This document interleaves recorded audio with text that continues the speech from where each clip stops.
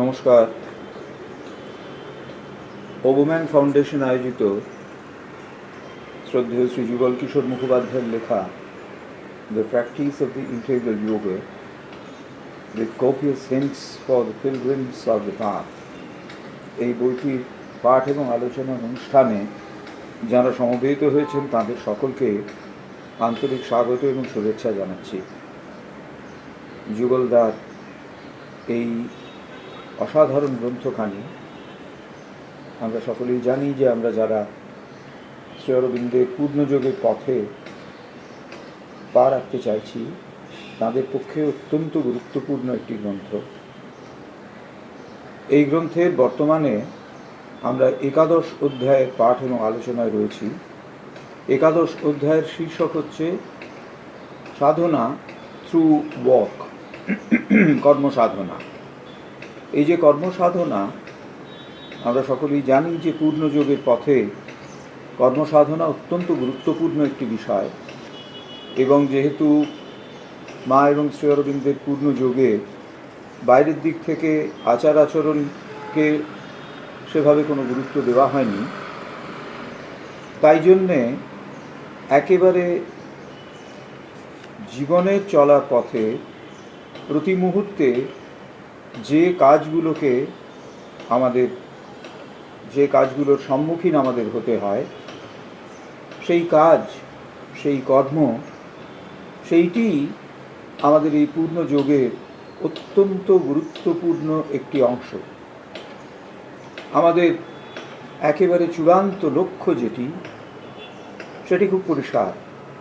মা এবং শ্রী অরবিন্দের কাছ থেকে আমরা বিভিন্ন সময় জেনেছি, সেটি হচ্ছে এই পৃথিবীতে দিব্য জীবনের প্রতিষ্ঠা, এবং সেই লক্ষ্যে পৌঁছতে গেলে আমাদের যে অন্তর্বর্তী উদ্দেশ্য সেইটি হচ্ছে যে সমগ্র মানব অস্তিত্বের ভেতরে ভগবানের বিজয়কে সুনিশ্চিত করা, ভগবানের বিজয়কে নিশ্চিতভাবে এই মানব অস্তিত্বের মধ্যে নিয়ে আসা। এবং এক্ষেত্রে একেবারে প্রথমে আসে আমাদের যে মন, থিঙ্কিং মাইন্ড, এবং সেই থিঙ্কিং মাইন্ড যে জ্ঞানে আমাদের পৌঁছে দিচ্ছে, এই দুটি বিষয়, মনের ক্রিয়াশীলতা এবং যে জ্ঞানে সেই মন আমাদের পৌঁছে দিচ্ছে, যাকে আমরা বুদ্ধি বলে থাকি, বুদ্ধির মধ্যে দিয়ে যে চেতনাগত স্থিতিতে আমরা পৌঁছচ্ছি, সেইটিকে সম্পূর্ণরূপে নিবেদন করে দেওয়া ভগবানের কাছে। দ্বিতীয় হচ্ছে আমাদের যে হৃদয়, এবং সেই হৃদয়ে যে আবেগ উঠছে,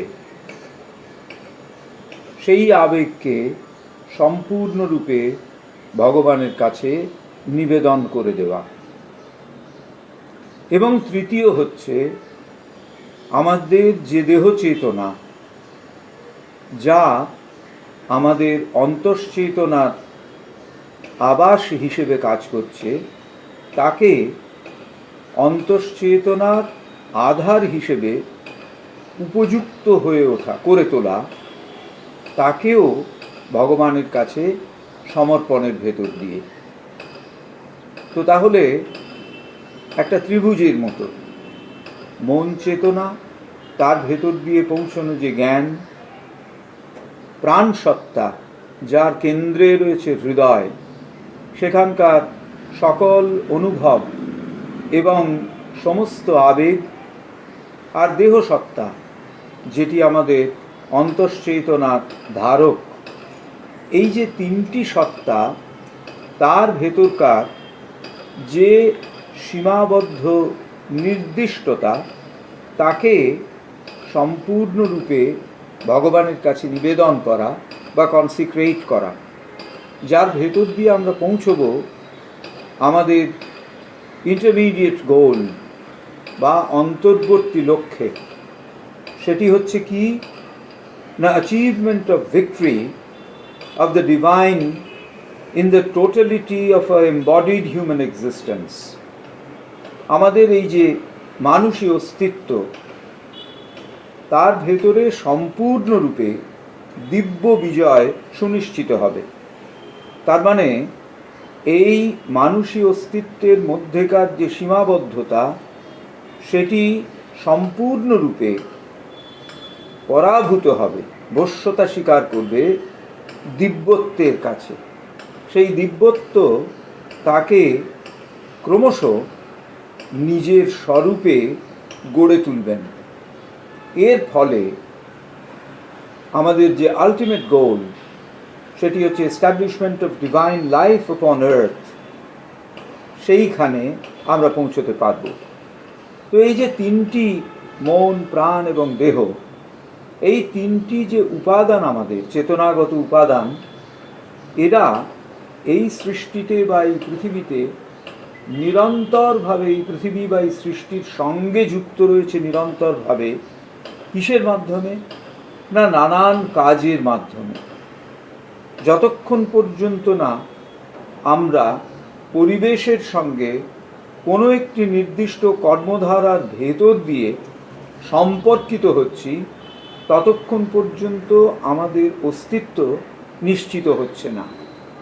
এই কর্মধারার ভেতর দিয়ে পারিপার্শ্বিকতার সঙ্গে সম্পর্কিত হওয়া, এইটি হচ্ছে কর্ম বা কর্ম সাধনার অন্যতম প্রধান উপাদান। অর্থাৎ যে কাজের ভেতর দিয়ে আমরা আমাদের পরিপার্শ্বের সঙ্গে নিজেদের যুক্ত রাখছি, সেই কাজগুলো যত দিব্যত্বের দ্বারা নিয়ন্ত্রিত, অধিগৃহীত এবং নির্দেশিত হবে, তত আমাদের অস্তিত্ব, পরিপার্শ্বস্থ জগতের সঙ্গে আমাদের সম্পর্ক, এই সব কিছুর মধ্যে দিব্যত্ব স্পষ্টতর হয়ে উঠবে। এই লক্ষ্যে পৌঁছতে গেলে খুব সুনির্দিষ্ট কতকগুলো বিষয়ের কথা যুগলদা আমাদের বলছেন। কর্মযোগের পথে যদি আমরা ঠিকভাবে এগোতে চাই, কর্মযোগকে ধরে যদি আমরা নির্ভুলভাবে পূর্ণ যোগের পথে এগোতে চাই, তাহলে তার কতকগুলি নির্দিষ্ট দিককে তিনি আমাদের সামনে তুলে ধরেছেন। প্রথম দিকটি, কিভাবে আমরা কি করব সেই বিষয়টিকে নির্ধারণ করব এবং কিভাবে আমরা নির্ধারিত কাজকে শুরু করব। How to choose and initiate any action. কোন কাজটা করব এবং কিভাবে তা শুরু করব। দ্বিতীয় হচ্ছে what to do after the action is chosen. নির্বাচিত হলো আমরা কি করছি, এরপরে আমরা কি করব। অর্থাৎ একটা কাজ নির্বাচিত হয়েছে এবং সেটা ইনিশিয়েটেডও হয়েছে, সূচনাও ঘটেছে, তার পরের অ্যাকশন কি হবে। তৃতীয় এবং সব থেকে গুরুত্বপূর্ণ বিষয়, renunciation of all desire for fruit. এই কাজের পথে এগোতে গিয়ে আমাদের ভেতরে যে কর্মফলের প্রতি একটা আসক্তি চলে আসছে, কর্মফলের প্রতি একটা আকাঙ্ক্ষা চলে আসছে, কর্মফলের প্রতি একটা ভীষণ রকম বলা যেতে পারে কামনা চলে আসছে।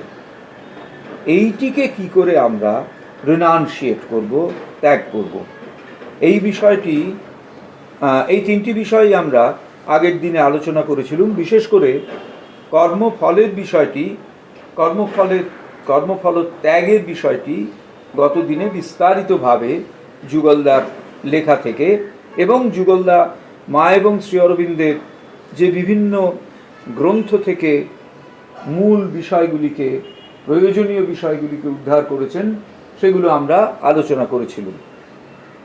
আজকে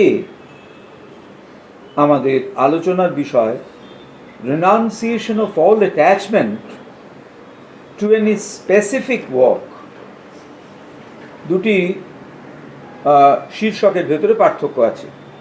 renunciation of all desire for fruit, ফলের আশা ত্যাগ করা। আমরা গীতার সেই মহাবাক্য জানি যে ফলত্যাগ, কর্মেই অধিকার, ফলে নয়।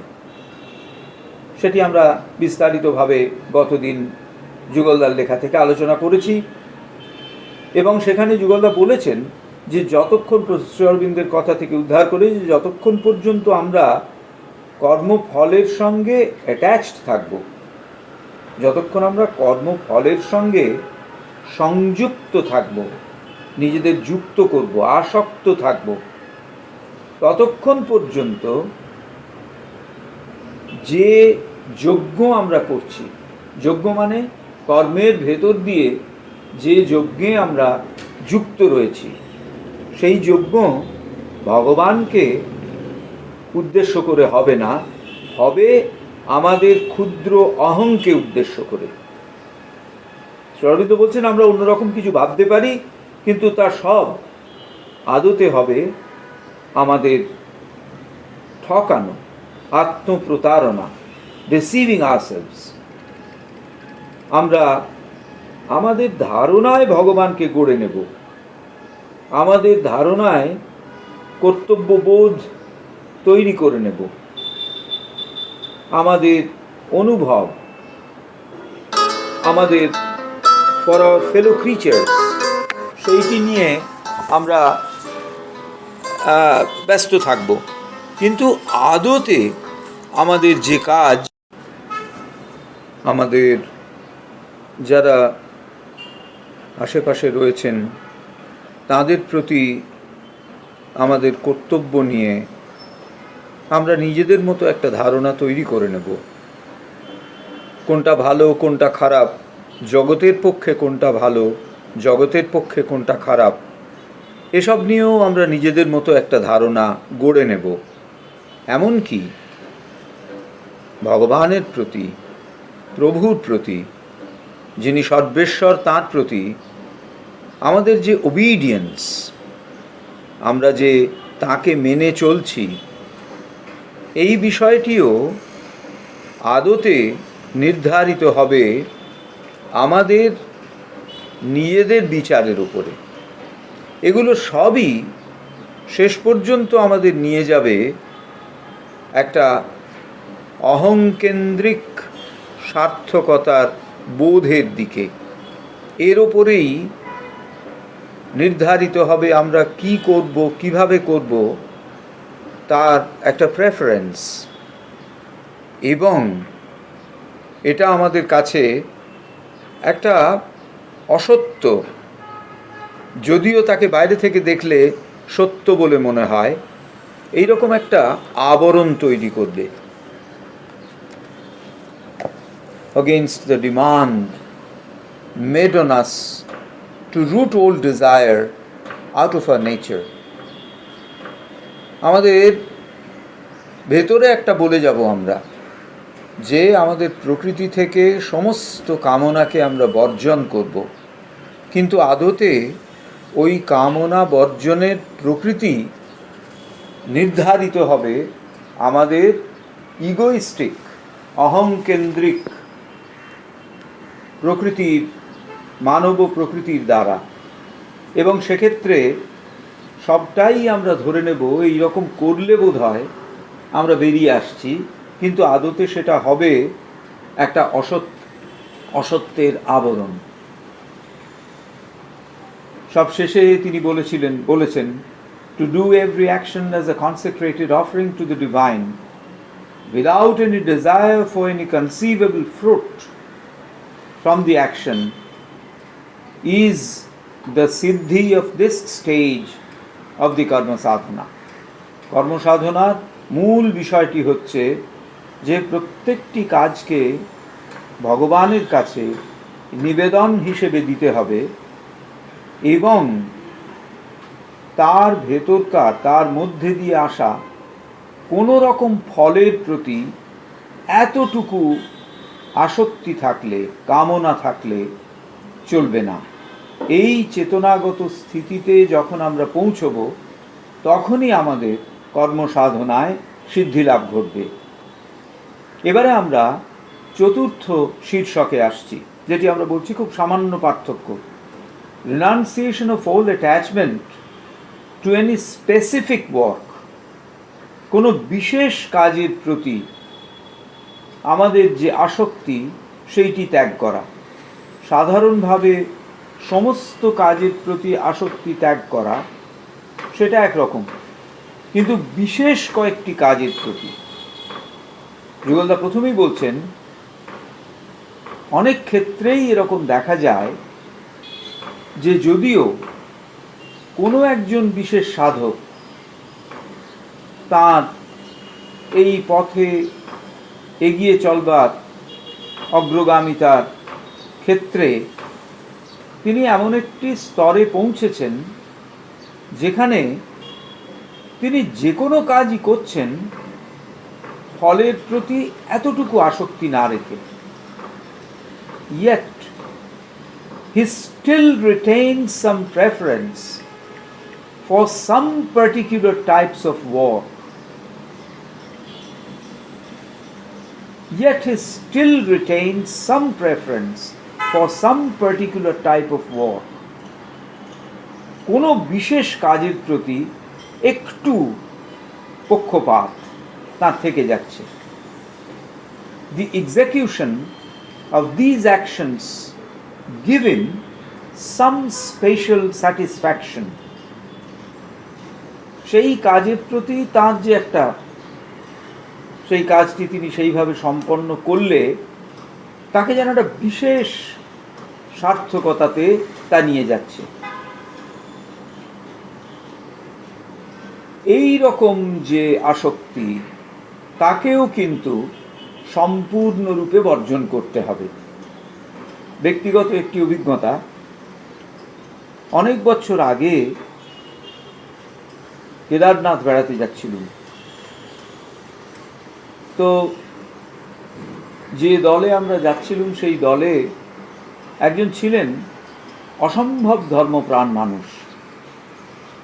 সবসময়ই তিনি মহাদেবের নাম, স্তোত্র আবৃত্তি ইত্যাদি করতে করতে চলেছেন, এবং তার চেহারা, তার হাবভাব, তার কথাবার্তা, কাজকর্ম সমস্ত কিছুতেই তার যে একান্তভাবে একটা স্পিরিচুয়াল নেচার, সেইটি স্পষ্ট হয়ে উঠছিল। আমরা যখন অবশেষে আমাদের যাত্রা শেষ করব, একটি এমন একটা জায়গা আসে যেখানে ট্রি লাইন শেষ হয়ে যায়, অর্থাৎ তারপর থেকে আর বড় গাছ দেখতে পাওয়া যায় না। তো এই যার কথা বলছি, ইনি অনেকবার কেদারনাথে গিয়েছেন। তিনি যখন সেই জায়গাটিতে এসে পৌঁছলেন, যার পর থেকে আর গাছ দেখতে পাওয়া যাবে না, তখন তিনি বললেন, আমরা সবাই বেশ কয়েকজন আমরা ওর সঙ্গে সঙ্গে হাঁটছিলাম। তো অসাধারণ, সে একেবারেই সাধুর মতন মানুষ। তিনি আমাদের বললেন যে একটুখানি অপেক্ষা করতে, কারণ তিনি একটি বেল গাছ দেখতে পেয়েছেন, যে বেল গাছে খুব চমৎকার পাতা হয়ে রয়েছে। তো সেইখানে নেমে বেশ কষ্ট করে, যে কোনো একটু এদিক ওদিক হলেই পা পিছলে পড়ে যাওয়ার সম্ভাবনা, এই রকম পরিস্থিতিতেও তিনি বেলপাতা সংগ্রহ করলেন। বললেন, এত টাটকা বেলপাতা তো আর পাওয়া যাবে না। তো বলে তিনি আমরা আবার হাঁটতে আরম্ভ করলাম।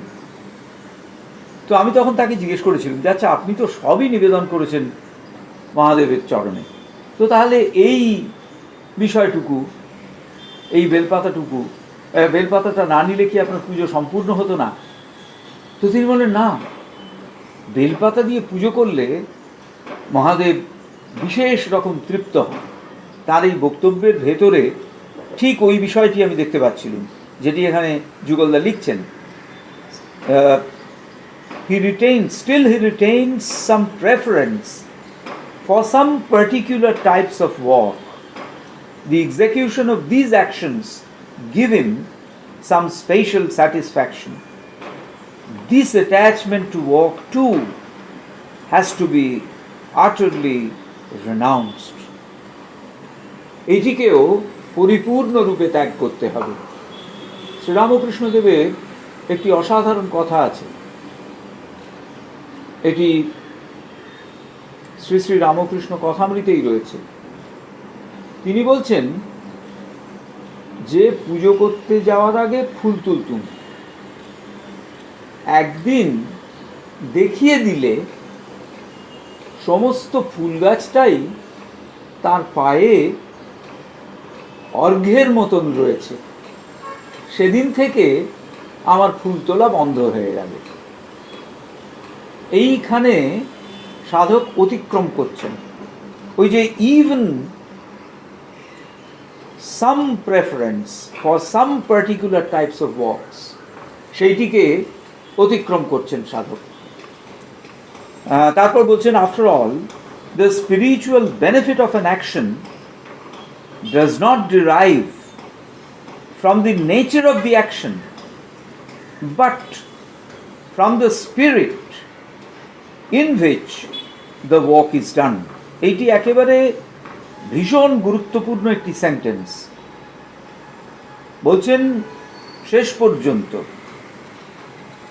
কোনো একটি কাজের যে আধ্যাত্মিক সুবিধে, আধ্যাত্মিক সুযোগ কোনো একটি কাজের ভেতর থেকে পাওয়া যায়, অধ্যাত্ম পথে অগ্রগামিতার সুযোগ কোনো একটি বিশেষ কাজের ভেতর থেকে যে পাওয়া যায়, সেটি কিন্তু ওই কাজের প্রকৃতির ওপর নির্ভর করে না, নির্ভর করে কোন আন্তঃপ্রেরণা থেকে সেই কাজটি করা হচ্ছে তার উপরে। যে আন্তঃপ্রেরণা থেকে কাজটি করা হবে তার উপরেই নির্ভর করছে সেই কাজটির ভেতর দিয়ে আমি অধ্যাত্ম পথে কতটা অগ্রগামী হতে পারবো সেই বিষয়টি, কাজটির ওপরে তা নির্ভর করে না। আমরা যে ফুল তোলার কথা বলছিলাম, ফুল দিয়ে ভগবানের পুজো করার কথা বলছিলাম, এই ফুল দিয়ে ভগবানের পুজো করা এইটি হচ্ছে কাজের বাইরের রূপ, অর্থাৎ গাছ থেকে ফুল তুলে ভগবানের পুজো করছি, এটি কাজের বাইরের রূপ। আন্তঃপ্রেরণার কথা, আন্তঃপ্রেরণার দিকে যদি আমরা লক্ষ্য করবার চেষ্টা করি তাহলে দেখব আসলে বিষয়টি হচ্ছে ফুলের ভেতরে যে ইন্টেগ্রাল বিউটি রয়েছে, যে সার্বিক সৌন্দর্য রয়েছে, যে আশ্চর্য সুন্দরভাবে গাছ তার অন্তরের সমস্ত সার বস্তুটুকু দিয়ে তার নিজের শ্রেষ্ঠতম সৌন্দর্যকে অসাধারণ সুসময় সে উপহার হিসেবে তুলে দিচ্ছে ভগবানের কাছে, তার প্রতীক হচ্ছে ফুল। ফুল হচ্ছে গাছের ভেতরকার যে শ্রেষ্ঠতম বিষয়, তাকে গাছ যেন উৎসর্গ করছে ভগবানের কাছে, যেমন তেমন ভাবে নয়, পূর্ণ সুষমামণ্ডিত একটি সৃষ্টির সাহায্যে, যে সৃষ্টির ভেতরে তার নিজের সারবস্তুর পরিপ্রকাশ রয়েছে। রবীন্দ্রনাথের একটি অসাধারণ কবিতার অংশ হচ্ছে, অন্য পাশে বিশাল শিমুল, সবটুকু বক্ষ রক্ত নিঙাড়িয়া, ফুল অর্ঘ্য দেয় দেব দিবাকরে। অর্থাৎ সূর্যের কাছে যেন শিমুল গাছ তার বুকের রক্তটুকু নিংড়ে নিয়ে ওই লাল টকটকে ফুলটি ফুটিয়ে সেইটি সে উৎসর্গ করছে। তো আসল জায়গা হচ্ছে আমার অন্তরের সারবস্তুটুকু আমি কি ভগবানকে উৎসর্গ করতে পেরেছি? শিব পুজোর জন্য আকন্দ ফুল, দুর্গা পুজোর জন্যে জবা ফুল, কালী পুজোর জন্যে জবা ফুল, এই সমস্ত বিচারে না গিয়ে আমি আমার অন্তরের অন্তঃস্থল থেকে আমার যা সার বস্তু সেটি কি আমি ভগবানের কাছে অর্পণ করতে পেরেছি, এইটি হচ্ছে মূল কথা। এরপর যুগলদা মায়ের একটি লেখা থেকে বলছেন, The yogic life does not depend on what one does, but on how one does it. It is not so much the action which counts, but the attitude, the spirit in which one acts. To know how to give yourself entirely and without egoism while washing dishes or serving a meal brings you much nearer the divine than doing what men call great things in a spirit of vanity and pride. বলছেন যোগ জীবন শুধুমাত্র কি করা হলো তার উপরে নির্ভর করে না, নির্ভর করে কিভাবে করা হলো তার উপরে।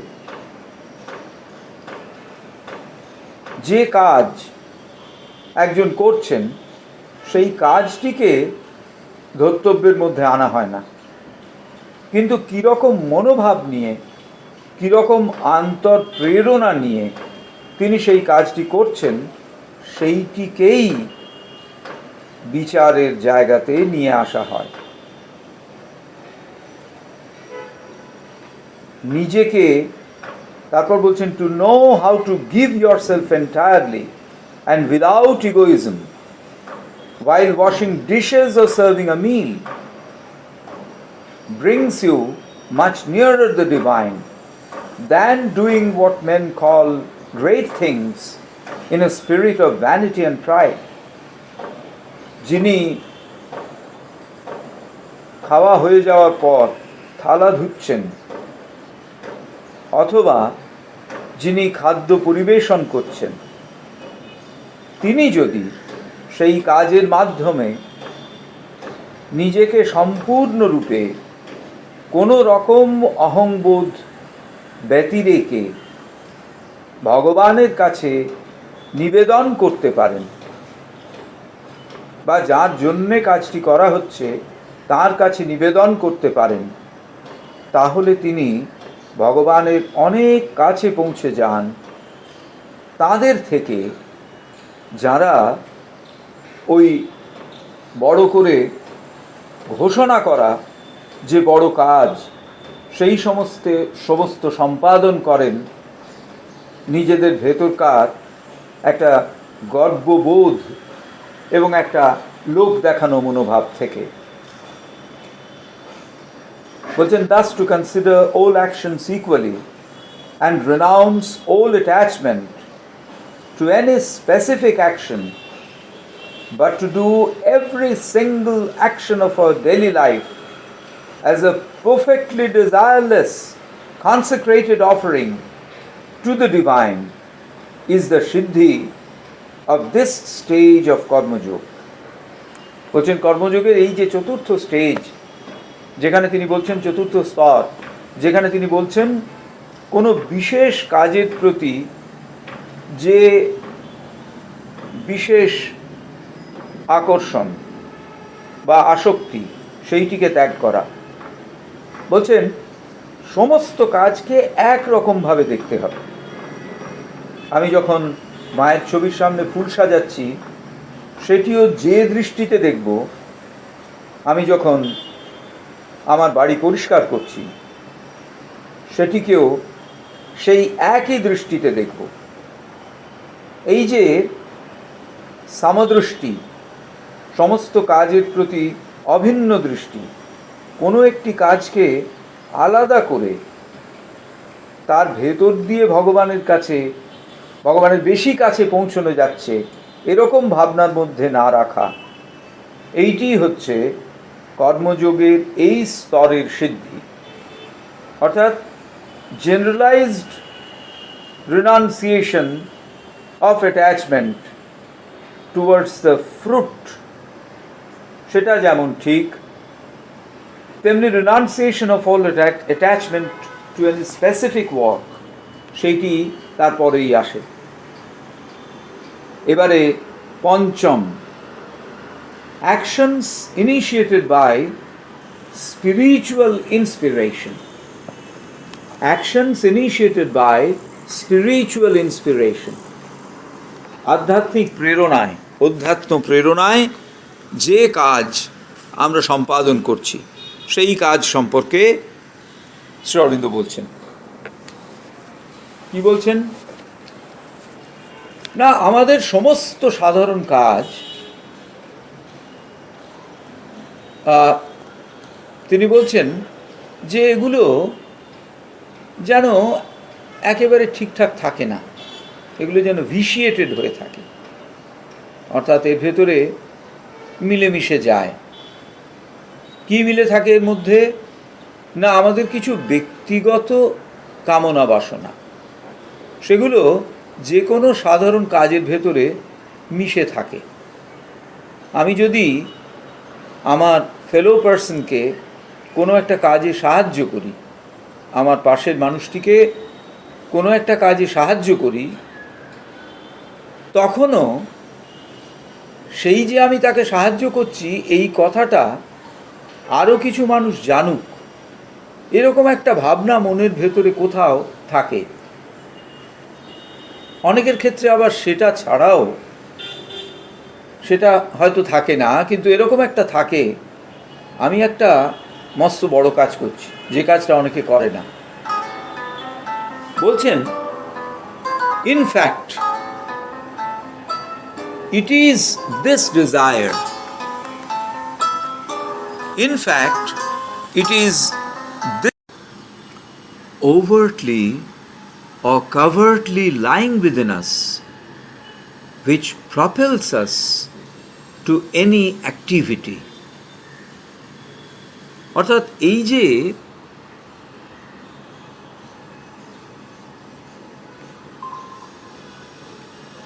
ডিজায়ার, এই যে ইচ্ছে, এইটি আমাদের ভেতরে খুব স্পষ্টভাবে অথবা খুব গুপ্তভাবে আমাদের মধ্যে থাকে, এবং যেটা আমাদের এই অ্যাক্টিভিটি, এই কাজের দিকে এগিয়ে নিয়ে যায়। আমরা যে পরোপকারের উদাহরণটা দিচ্ছিলাম, এই জায়গাটা খুব সূক্ষ্ম। আমরা প্রত্যেকেই পরোপকারের কথা ভাবি, আমাদের ফেলো পার্সনসদের উপকারের কথা ভাবি। কেন ভাবি?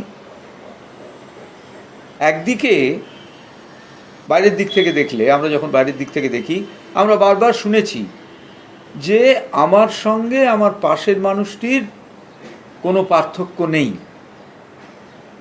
অর্থাৎ আমি এবং আমার পাশের মানুষের ভেতরে একটা অভিন্নতার সূত্র রয়েছে। কিন্তু যখন সেই মানুষটি বিপদে পড়েন, তখন আমরা যখন তার পাশে যাই, তখন কি নিছক আমাদের ভেতরকার ওই যে কথাটি আমরা শুনেছি সেই প্রেরণা থেকেই যাই, নাকি সেই মানুষটি আমার খুব কাছের মানুষ বলে আমার মনে হয়েছে, আমি ভেবে নিয়েছি, সেই জন্যে তার পাশে দাঁড়ানো মানে আমার ভেতরে একটা এরকম স্যাটিসফ্যাকশন কাজ করবে যে এ মানুষটি আমার খুব কাছের, অতএব তার কাছে আমি দাঁড়ালুম, এইটা। কিংবা সে যদি আমার খুব কাছের মানুষ নাও হয়, তাহলেও তাকে সহায়তা করলুম। তার মানে কি এই কারণে যে লোকে আমাকে বলবে, বাহ, এ তো অন্যের বিপদে ঝাঁপিয়ে পড়ে কাজ করে, বা ঠিক আছে লোকে বলল না, তাহলে কি আমার ভেতরে এরকম একটা স্যাটিসফ্যাকশন আসবে যে আমি অন্যের বিপদে ঝাঁপিয়ে পড়ে কাজ করি? তাই বলছেন যে দিস ডিজায়ার, মানে যে ডিজায়ার যে কোনো নর্মাল অ্যাকশনকে যে কোনো নর্মাল অ্যাকশনের দুটো দিক থাকে। তার ভেতরে প্রাথমিকভাবে একটা দিব্য প্রেরণা না থাকলে কোনো কাজে আমরা এগোই না, কিন্তু সেই দিব্য প্রেরণা ভিশিয়েটেড হয়ে থাকে আমাদের ভেতরকার পার্সোনাল ডিজায়ারের দ্বারা। এবং এই যে পার্সোনাল ডিজায়ার, এই ডিজায়ারই ওভার্টলি ও কাভার্টলি, কখনো স্পষ্টভাবে বাইরের দিক থেকে, কখনো ভেতরের দিক থেকে আমাদের ভেতরে রয়েছে, যা আমাদের ওই কাজের দিকে এগিয়ে দিচ্ছে। And that is really so can be easily that it is really so can be easily tested if we apply the following procedure indicated by the mother. যুগলদা বলছেন, মায়ের দেখানো একটি পদ্ধতি আমরা যদি অনুসরণ করি, তাহলে সত্যি সত্যি আমরা বুঝতে পারবো যে সেই বিশেষ কাজ সেটি আমাদের ভেতরের কোনো একটা ডিজায়ার তার জন্যে হচ্ছে নাকি। Some Answers from the Mother, volume 16, মানে কমপ্লিট ওয়ার্কস অফ দি মাদারের 16 নম্বর ভলিউমে রয়েছে। There is a very simple way of knowing. One has only to imagine that the thing one wants to do will not be done. And if this imagination creates the least uneasiness, then one can be sure of the presence of personal desire. বলছি, খুব সহজে এটা জানবার একটা পথ আছে। সেটা কি? one has only to imagine, কোনো একজনকে এরকম কল্পনা করতে হবে যে যে কাজটা তিনি করবেন বলে ঠিক করেছেন, যে কাজটা তিনি করতে চাইছেন, will not be done, অর্থাৎ করা হবে না। And if this imagination creates the least uneasiness, অর্থাৎ যদি সেই কাজটি না করার সিদ্ধান্ত তার ভেতরে ন্যূনতম অস্বস্তিরও কারণ হয়, তাহলে নিশ্চিতভাবে বোঝা যাবে যে এর মধ্যে ব্যক্তিগত ইচ্ছা, পার্সোনাল ডিজায়ার কাজ করছে। অর্থাৎ একেবারে খুব প্র্যাকটিক্যাল উদাহরণ, অনেক দিন আগে থাকতে টিকিটপত্র কাটা রয়েছে, দর্শনে আশ্রম যাব, সমস্ত কিছু রেডি, ব্যাগ বাক্স গুছানো হয়ে গেছে। হঠাৎ যদি বলা হয় যে না, তোমার যাওয়া হবে না, তার কারণ দর্শনে তোমার সেন্টারে লোক খুব কম থাকছে, কেউই থাকছে না প্রায়। যেই এই কথাটি বলা হবে, সঙ্গে সঙ্গে আমার ভেতরে যদি বিন্দুমাত্র আনইজিনেস তৈরি হয়, বিন্দুমাত্র আনইজিনেস কি, মাথায় যেন পাহাড় ভেঙে পড়বে, তখন সে কি, দর্শনে যাব বলে এতদিন ধরে সব গুছিয়ে টুচিয়ে রাখলাম, একদিন পরে আশ্রম খুলছে, আর যাওয়া হবে না। তো বলছেন মা, then one can be sure of the presence of personal desire. তার মানে এখানে মায়ের কাছে যাওয়া নয়, আমার ব্যক্তিগত ডিজায়ার সেইটি অনেক বেশি কাজ করেছে, আশ্রম যাব এতদিন পর। তো এইটি হচ্ছে যুগলদা বলছেন যে একেবারে মায়ের কাছ থেকে পাওয়া একটা ভীষণ সহায়ক উপায়। If any sadhak ever fails in this test and comes to detect the presence of some egoistic desire mixing itself up with his sacrifice of action to the divine, he has to critically re-examine his consciousness and take remedial measures to purify his mind and heart. এটিও ভীষণ প্রয়োজনীয় একটি বাক্য।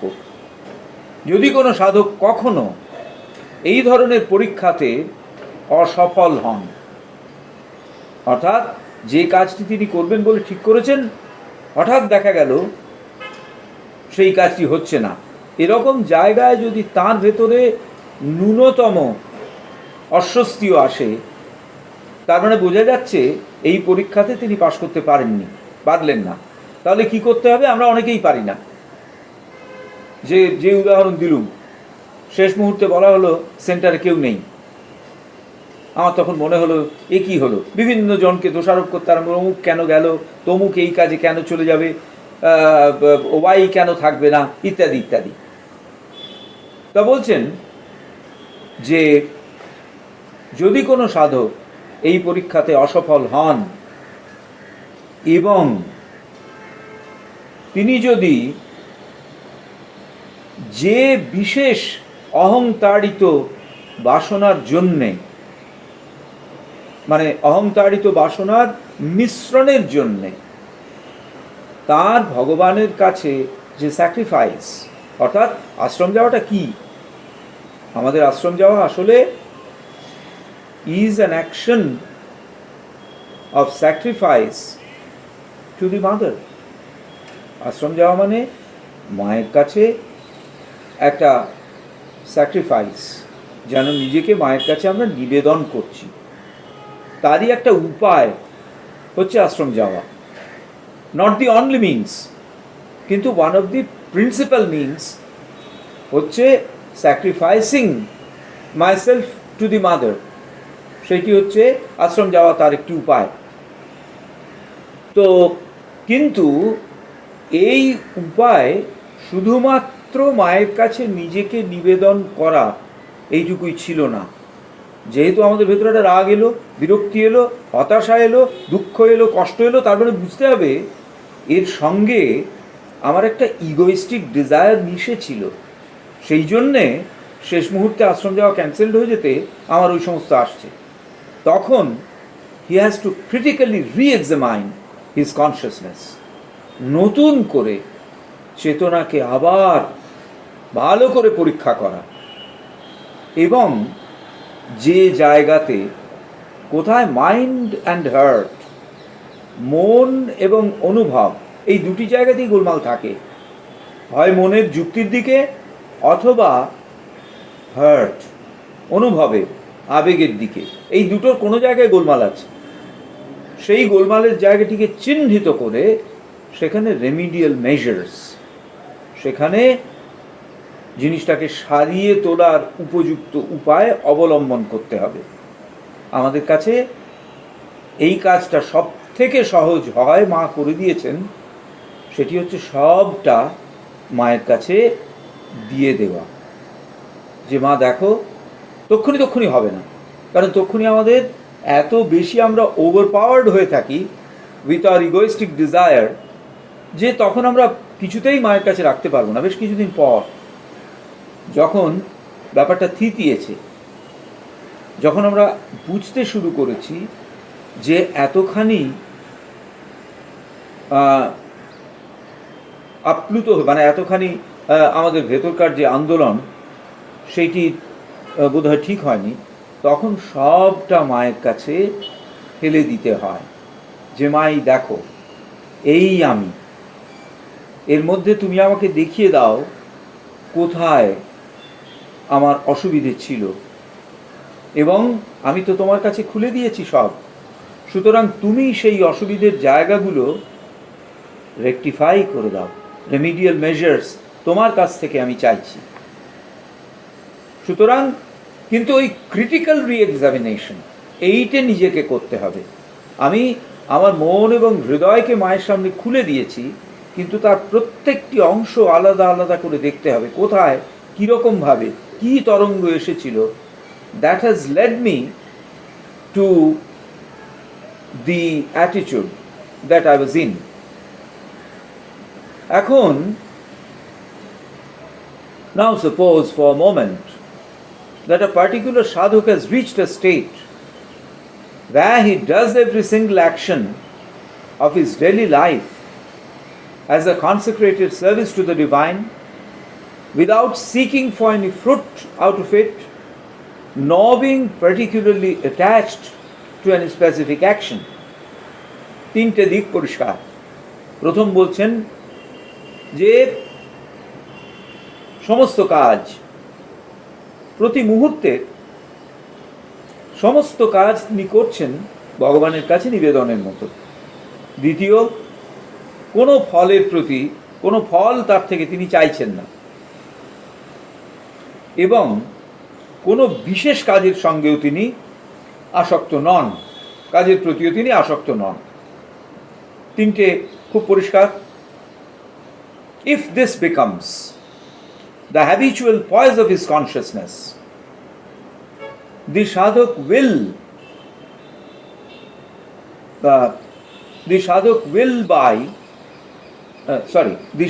will by and by come across a new spiritual phenomenon. এই তিনটি যদি নিশ্চিত করা যায়, তাহলে ধীরে ধীরে সাধক একটি নতুন অধ্যাত্ম তত্ত্বের মুখোমুখি হবেন। He will no longer have to choose an action with the help of his imperfect and fallible best light, but will rather be guided by his choice directly by the divine inspiration.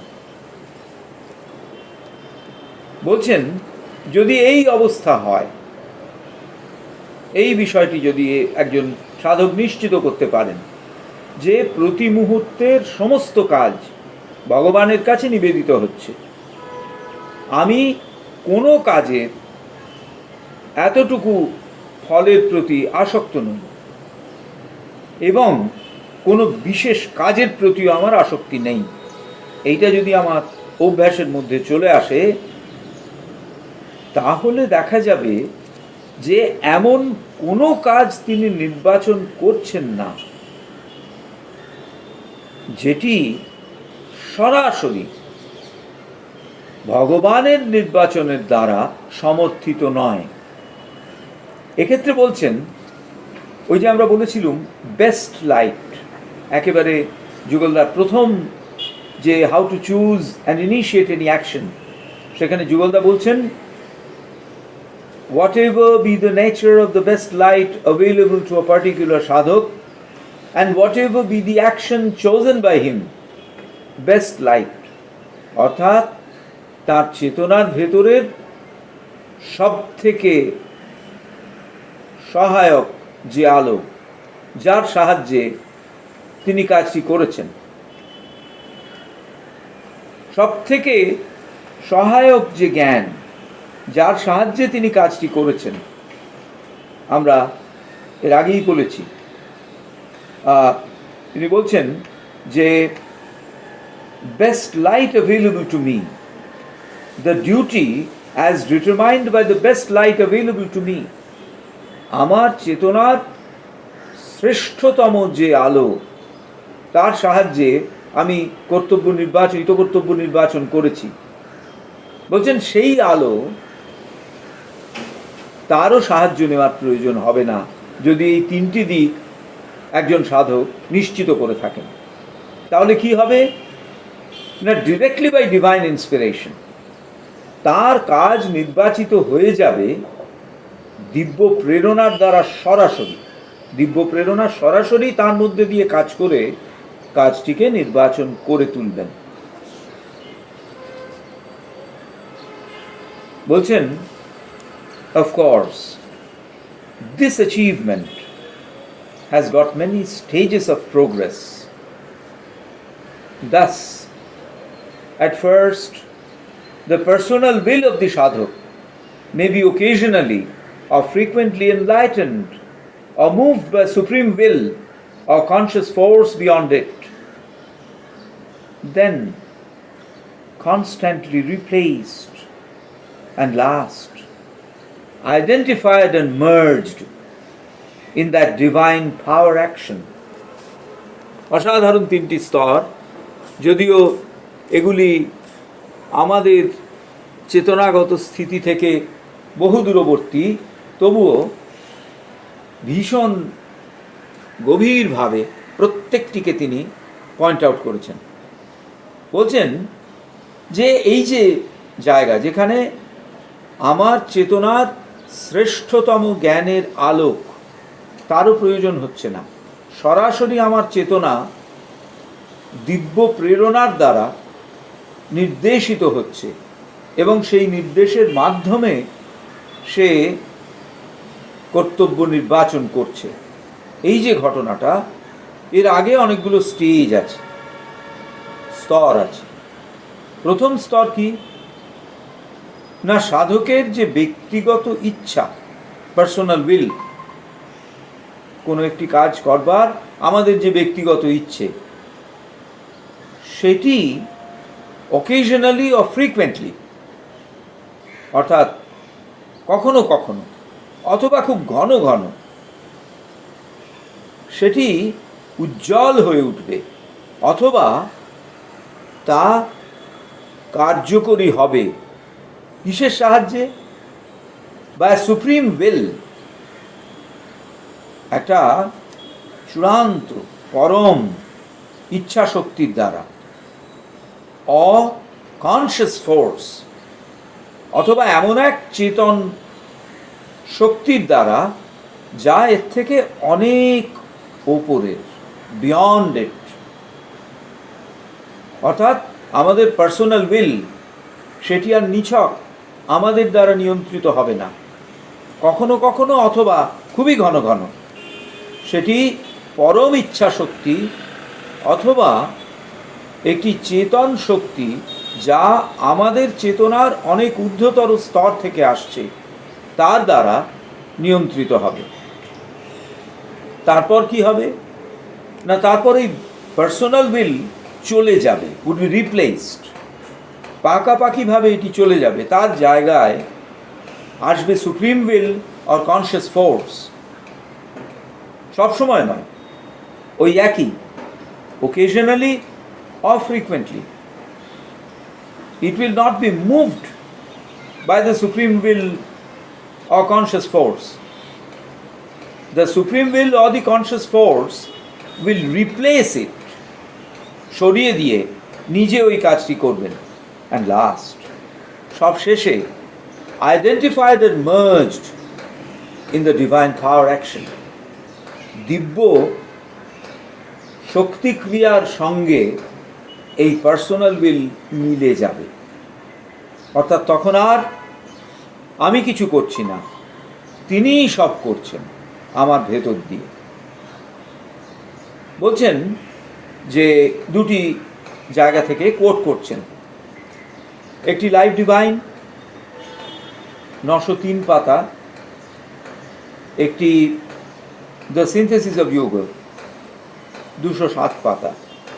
এবং বলছেন শ্রী অরবিন্দ এই দুটি জায়গায় পরিষ্কারভাবে ব্যাখ্যা করেছেন এই যে complex process of progressive taking over, ধীরে ধীরে এই যে টেক ওভার, অর্থাৎ ব্যক্তিগত ইচ্ছাকে দিব্য ইচ্ছা যে টেক ওভার করছে, সম্পূর্ণরূপে অধিগ্রহণ করছে, সেই কাজটি, initiation of action by the divine will from the inept hand of sadhuk's personal will, এই দুটি জায়গা থেকে যুগলদা তুলছেন।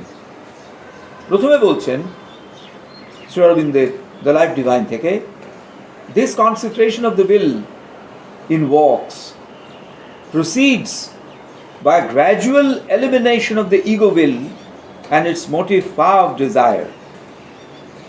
Ego will অর্থাৎ আমাদের অহং নির্দেশিত ইচ্ছে, এবং সেটিকে কাজে পরিণত করবে কে? আরেকটি শক্তি, সেই শক্তি হচ্ছে ডিজায়ার, বাসনা। অর্থাৎ egoistic will take the help of desire to bring about action in accordance with the will, অর্থাৎ যাতে কাজটি ওই অহংতাড়িত ইচ্ছা শক্তির দ্বারা সম্পাদিত হয়, সেই জন্যে কামনা সেই জায়গাটা নেবে।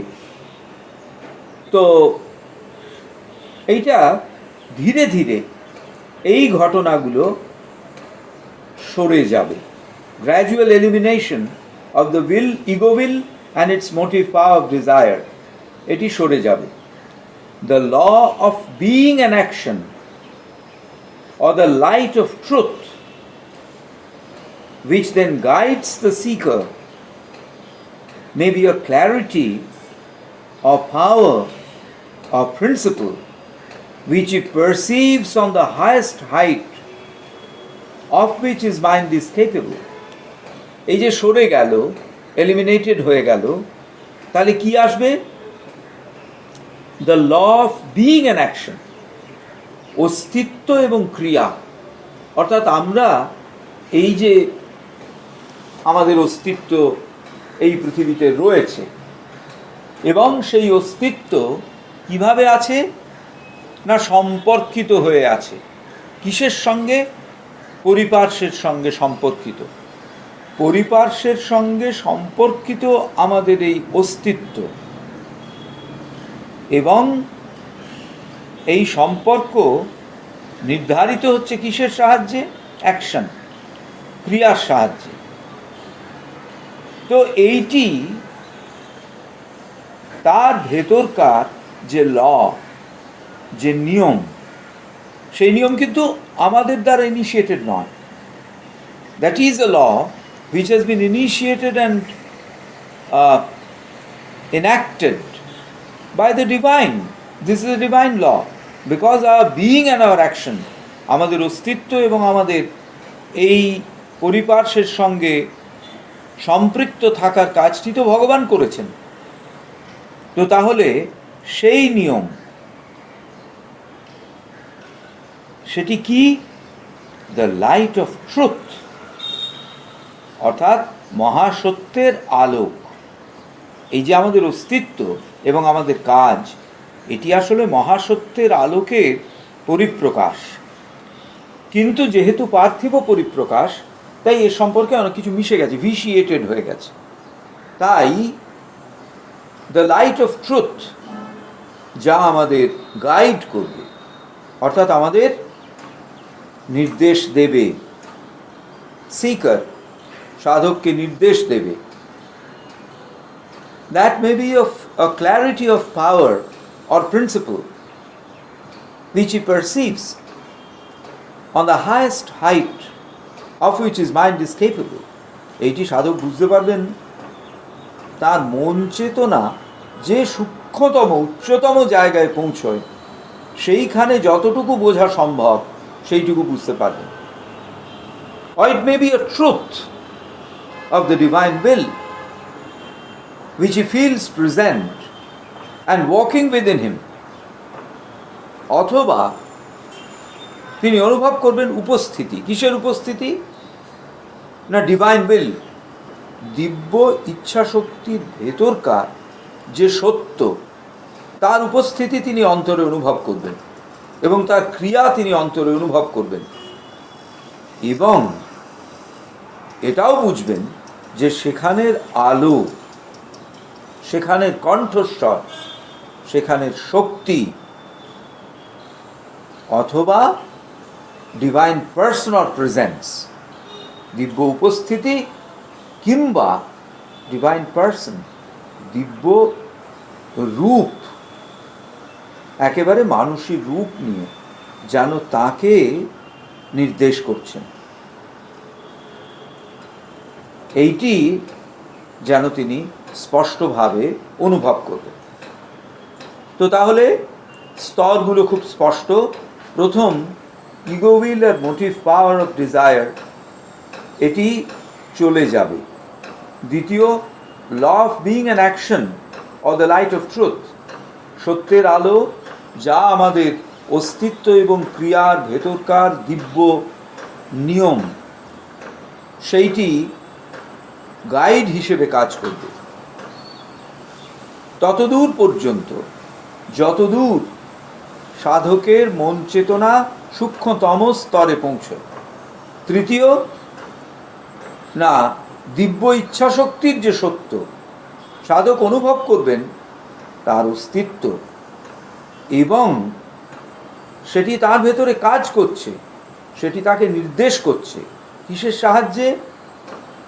না দিব্য আলোক, দিব্য কণ্ঠস্বর, দিব্য শক্তি এবং দিব্য উপস্থিতি, একেবারে দিব্য অবয়বীয় উপস্থিতি তার ভেতর দিয়ে কাজ করছে।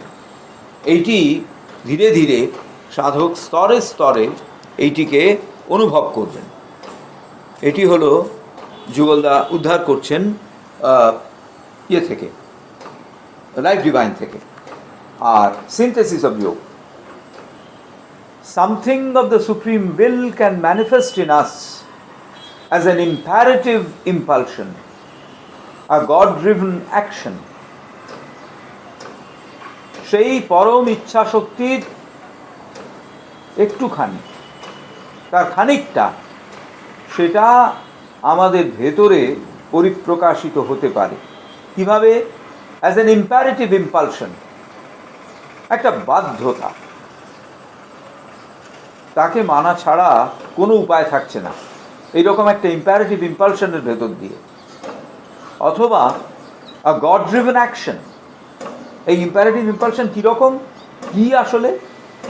না ভগবানের দ্বারা ড্রিভেন, নির্দেশিত হয়েছে এরকম একটি ক্রিয়া। We then act by a spontaneous, self-determining force,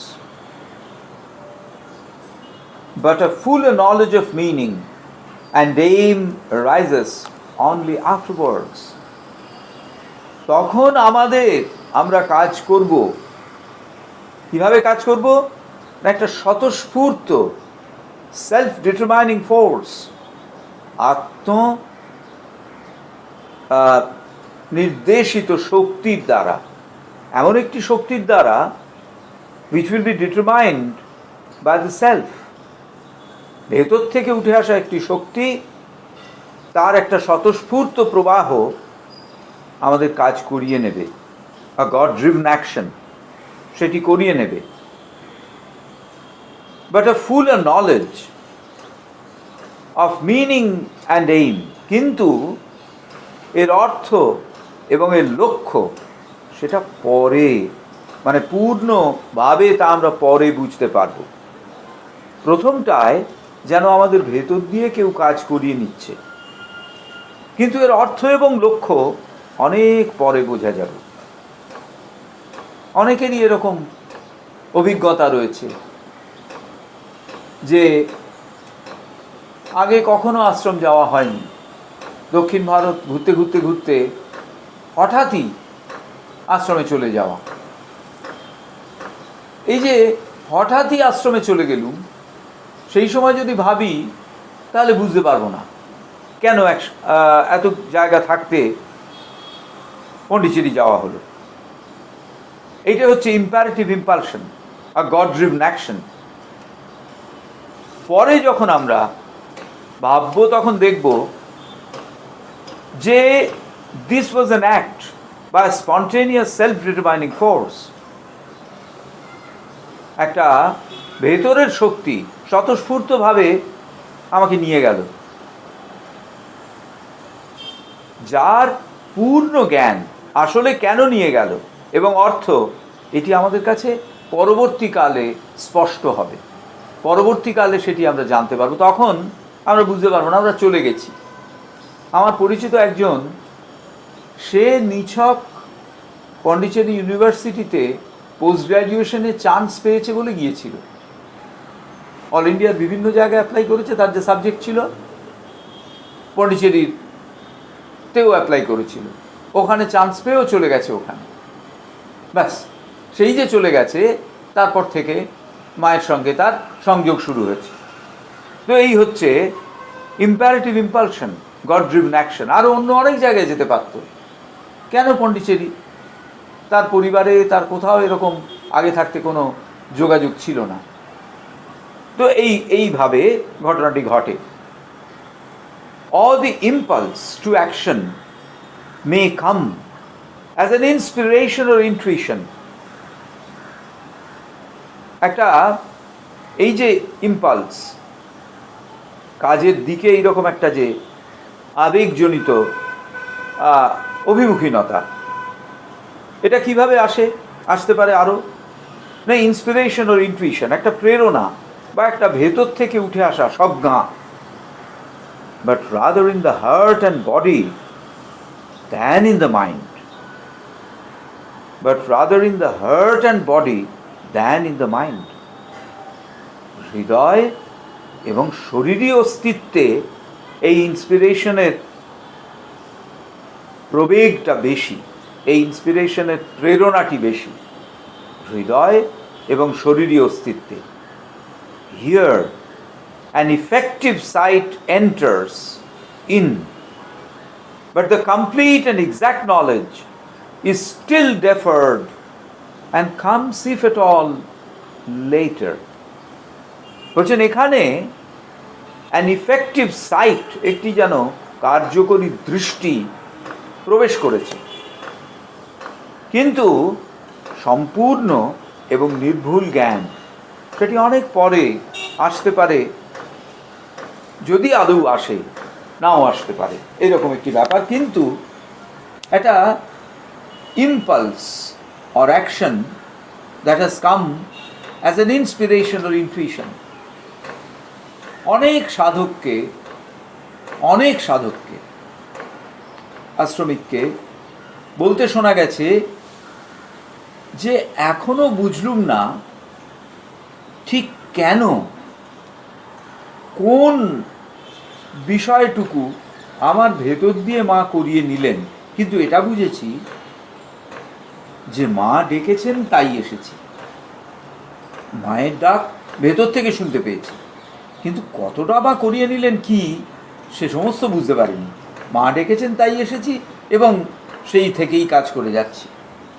এইটি হচ্ছে যে impulse to action through inspiration or intuition, but the divine will may descend to as a luminous single command or total perception or a continuous current of perception of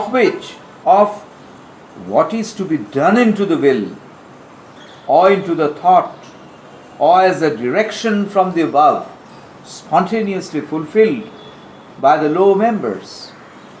আরেকটি ঘটনা ঘটতে পারে, দিব্য ইচ্ছা শক্তি তিনি অবতরণ করতে পারেন as a luminous single command, উজ্জ্বল একমাত্র আদেশ হিসেবে, অথবা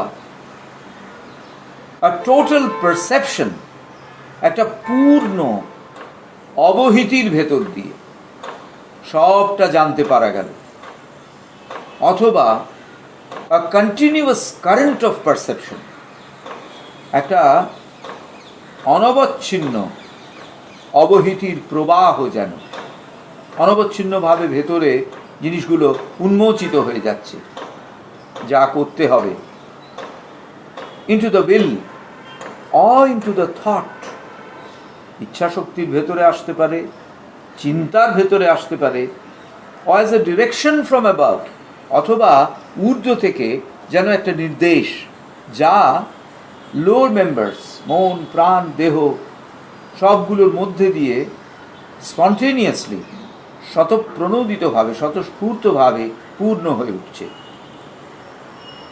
When the yoga is imperfect, only some actions can be done in this way, or else a general action may so proceed, but only during periods of exaltation and illumination.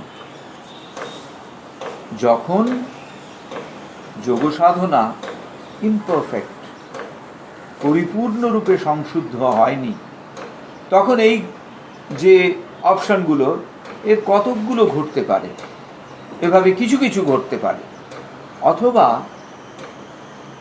a general action may so proceed, সাধারণভাবে সামগ্রিক একটা ক্রিয়া, but only during periods of exaltation and illumination, কিন্তু সেটি কখন? যখন ভেতরের একটা সন্দীপ্ত ভাব আসছে অথবা একটা আশ্চর্য আনন্দ আসছে, তখন। তো এই হচ্ছে স্তরগুলো, যেখানে আমরা যার ভেতর দিয়ে এই স্পিরিচুয়াল অ্যাকশন, এই স্পিরিচুয়াল ইন্সপিরেশন, অর্থাৎ আধ্যাত্মিক প্রেরণা, তার ভেতর দিয়ে যখন কোনো কাজের সঙ্গে আমরা যুক্ত হচ্ছি। সব শেষে বলছেন, so the siddhi of this stage of karma sadhana can be summed up as follows. মায়ের কথা থেকে যেন যুগলদা পুরোটাকে সাম আপ করছেন। By the force of his devotion and constant self-consecration, the sadhuk's contact with the divine will becomes so intimate that at all times he will have only to concentrate and to put everything into the hands to have his present guidance, his direct command or impulse, or sure indication of the thing to be done and the way to do it and the result.